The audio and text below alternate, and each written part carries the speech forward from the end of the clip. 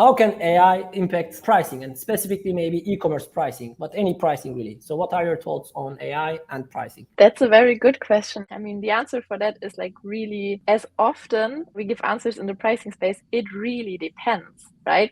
So it depends so much on what kind of AI you're using. I think that's the first question you would need to ask yourself. Where are you as a business regarding maturity when it comes to your processes, when it comes to your data, especially data? And also, how much do you trust this technology to be applied to your business space? And this is something which usually, like working with companies, we try to find out in some kind of journey we go through. But I think generally the possibilities which we are already seeing today are like incredible when it comes to especially improvements of margins, generally success in the markets, competitive advantages. It's crazy what we already can do, though we're still at the beginning of using this technology in pricing in a proper way.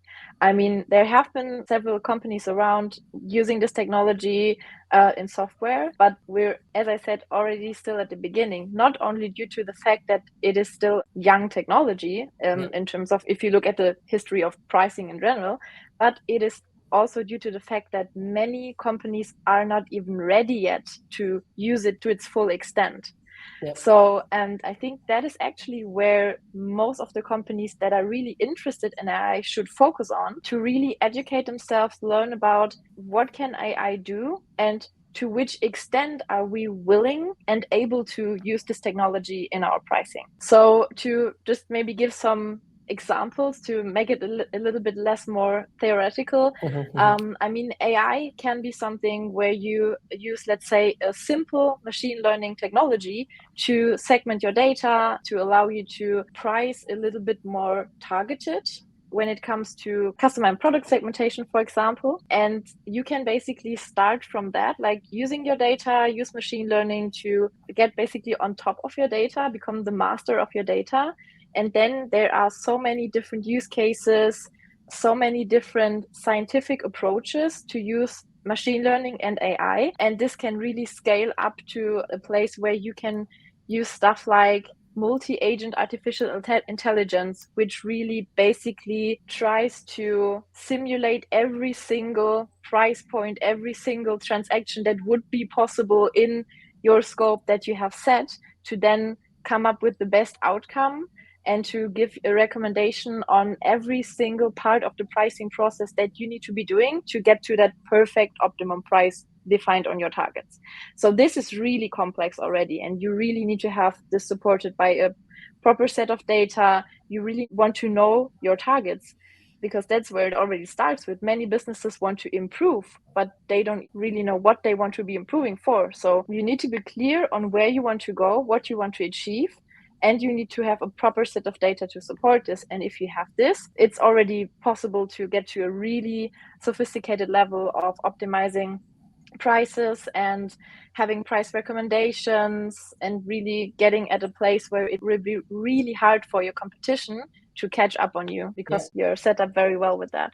Yeah, sounds quite hard to accomplish with Excel, I guess, right? So you definitely it is actually impossible. So I think that is something where we can be really bold. Pricing in Excel is something which can be done. The basic steps of pricing is something which can be done in Excel, and many companies still do. But there's a reason also most of the businesses are starting to realize that it is not scalable and that it cannot be the future. And moving away from Excel to a proper software solution is the first step to go to maybe in the future be able to apply AI as part of your pricing strategy. Tim, do you have any comments on this AI question?